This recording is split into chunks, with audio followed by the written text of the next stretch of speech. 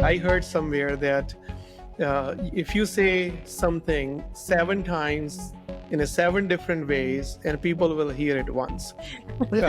So you, so you have to like I different think channels, if it's my email. son, he won't hear it at all. Not until the 200th time. You cannot arrive. There is no finish line for communication. We are always learning to communicate better, and I'm going to double down on my journey to be a better communicator. Welcome to this special MSP Growth episode of Sunny's Silver Linings. This week, Sunny's focused on the common mistakes MSPs make, strategies to build a strong company culture, and common talent challenges that MSPs face. Joining Sunny today, we have Michelle Arcardi, CEO, LionGuard, and Victoria Trover, Vice President of Client Services, Ergos Technology Partners, Inc. And remember, if you enjoy content like this, be sure to subscribe, like, and share. Now, here's your host, the founder and CEO of IT by Design, Mr. Sunny Kela. Over to you, Sunny. Hi, Michelle, Victoria. Welcome to the show. Thanks, Sunny. Thanks for having us. Hi, Sunny. Thanks for having us. Yeah, thank you so much for taking the time to share your experience, your wisdom, and your journey with this world. This is really appreciated. I want to take a moment to show my gratitude for you both as my partners, ITBD friends, and we really value you and this friendship, this partnership, this collaboration. And thank you so much for coming and taking the time to share your experiences with the channel. Thank you so much, Sunny. Honestly, I have the same gratitude for you and for Victoria.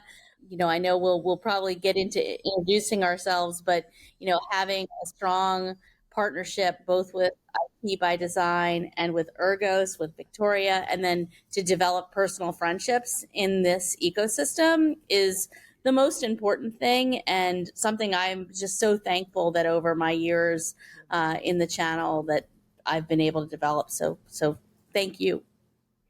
Yeah, for me, it was just like an honor to be asked. And I was just talking to Salim at my office and saying that I need more like women mentors.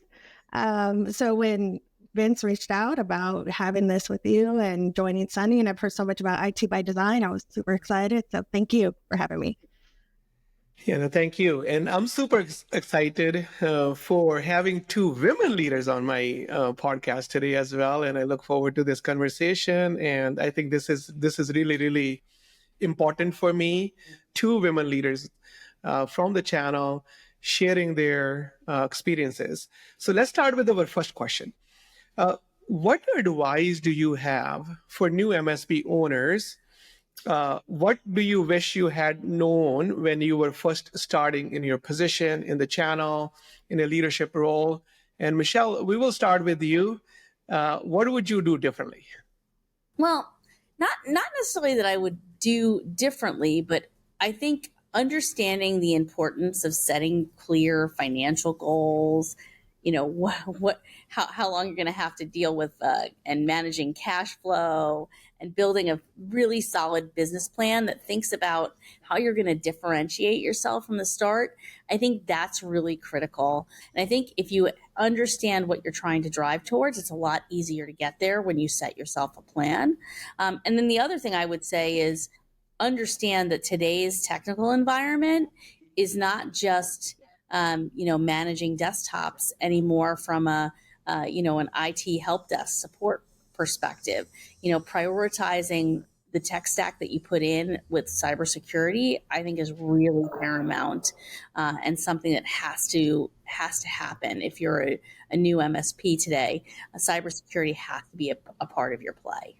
So knowing numbers from financial point of view, knowing your stack, knowing what's important on that stack, what's must have, nice to have, especially cybersecurity is always important. Victoria, what advice do you have for new MSPs? So I'm going to go from the leader point of view, and I'm going to touch on what Michelle said, because when I got in my role, I felt like one thing I didn't have the best grasp on was the financials and all that. And, they trust me to lead their business in the right direction. So I felt I would kind of was like operating with a gap because I didn't have the full understanding. So I think it's important for you to share that with your leaders. And another thing, it's okay that you don't have all the answers and understanding that you're not expected to have them all. So leaning on your team, having a good group of people to lean on, get their experience and not be the only one to answer all the things. Yes, absolutely. So thank you for sharing that, Victoria and Michelle. Now, let's talk about culture a little bit. So, when it comes to your experience, Michelle, uh, what are the top things that you have learned over time that you would like to share with the other leaders, how they can go about building a very strong culture within their company? Well, first, only hire people who believe in what you do, believe in your product, believe in your service.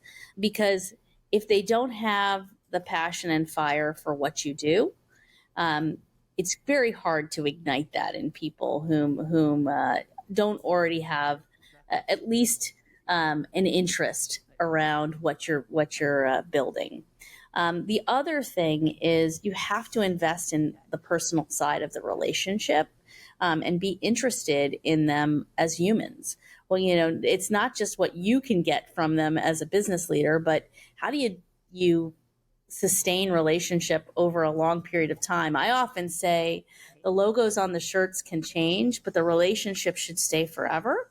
And we should have the kind of culture, in my mind, where people can be honest about where their career goals are, this how a company or a role can help get them on that path and build that kind of trust.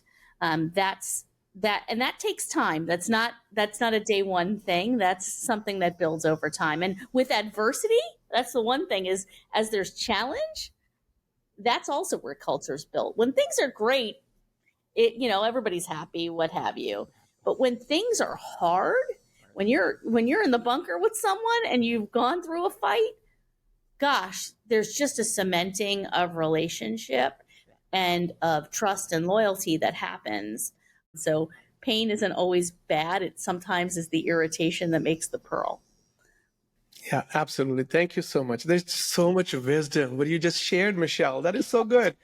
And Victoria, what are your thoughts on culture building?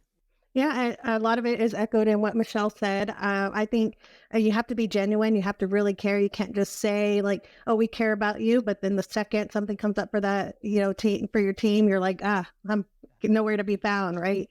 And I think you need to be transparent. You don't want to be too transparent, but you want to be transparent so people know what you're trying to do. And because sometimes you're going to have to roll up your sleeves and get dirty. For us, as we've grown, you stabilize and then you grow and you get into like those ugly stages where you're having to reform things, try different processes because what worked for you then no longer works for you today. And you need to be clear about those goals and the challenges that your team's going to expect and make sure that they're up for it. And that goes for the passion, right? They have to want what you're trying to achieve.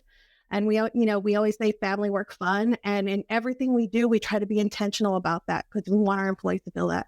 Because, tomorrow you're going to have to leave early because you have, I'm a mom. We're all parents here, or not, and you have your own obligations. But I might need you to stay late, next week because everything hit the fan. And, it's a give and take in it, but it really has to be on both sides. Yeah, because relationship requires trust. Relationship requires, really being genuine with each other, being there for each other. Because at the end of the day, no matter what business we are in the people business. And if we can be good in people skills, then we can lead well, we can build healthy businesses. Okay, that leads me to next question, which is attracting and retaining good people. Uh, what are you doing in your companies to attract and retain people? For us at Lion Guard, it first of all, as I said, it starts with just how we hire and how we think about the people that are on the team.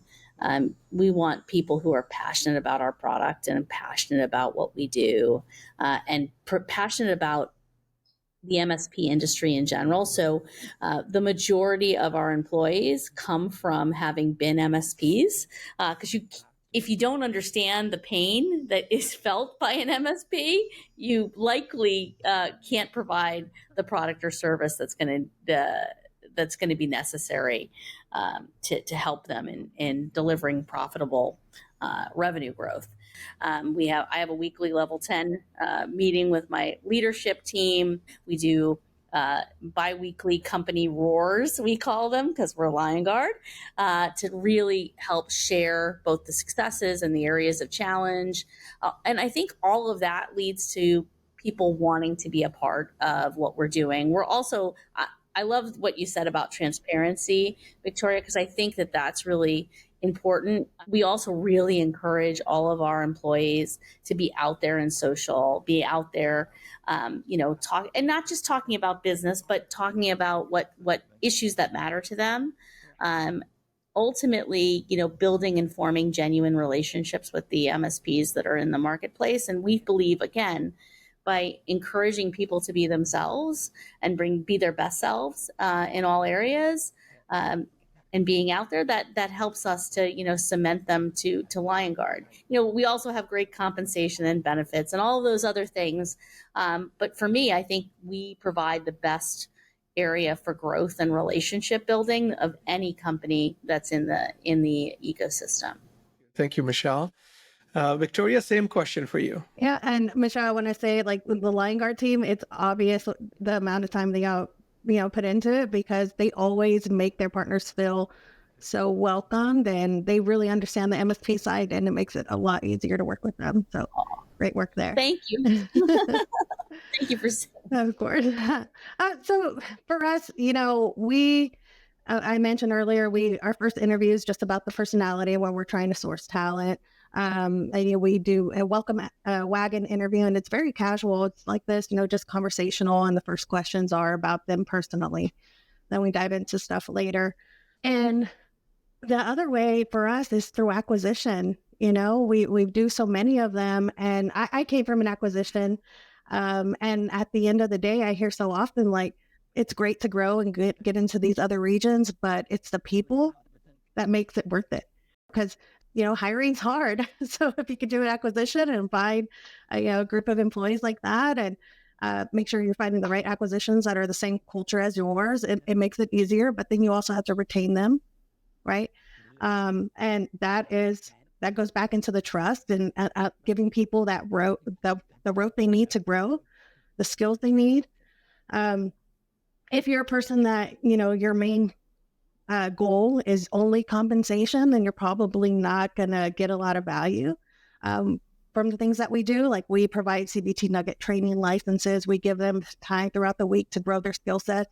We bring them into conversations that they may not have ever had the chance to get into before, because we're transparent and we talk about challenges, and we're open. We're like, hey, we never had a 200 plus company before, so we're going to go through the dips and the valleys. Well, I guess that's the same, right? But we're going to do the ups and downs, and they grow with us. So I think that's an important thing. Awesome. Thank you so much, Victoria. And so my last question here is, what is that one tip, one talent tip, one team building tip, winning team building tip that you would like to share with our viewers? And Victoria, we're going to start with you. Okay. With this one, if you're ready. Okay, because I'm jumping at the bit for this one. Don't throw bodies at problems, right? Put the right people into the problems. And I've seen that, and a lot of times people get overwhelmed with situations at hand, or they just want to solve things quickly, so they just find anyone. And that's not always the best way to go, especially if you're looking at leadership positions, because then if it's the wrong person and you as a leader may not see it, but the rest of your team sees it, and they try to tell you those things, you need to listen. Because if not, you're going to feel the long-term effects of it, right? Because it's going to bring the rest of your team down.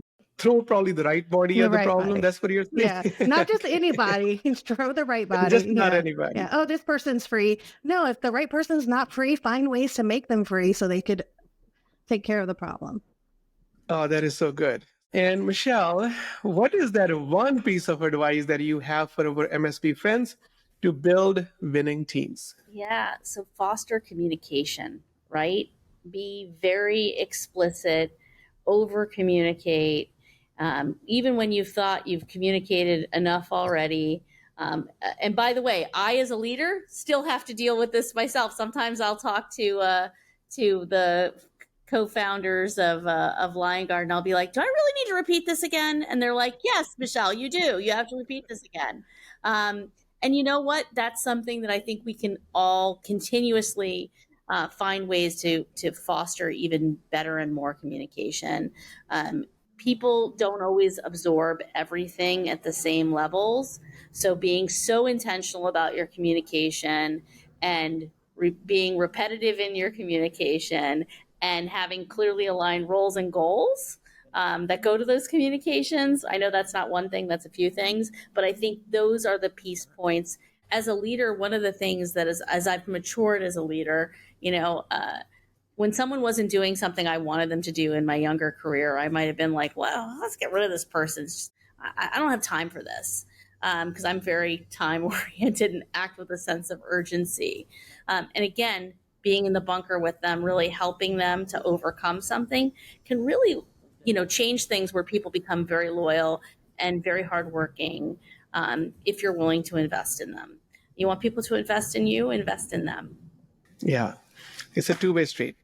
So communication, communication, communication. Yes. That is so good. So if we can just do one thing, communicate.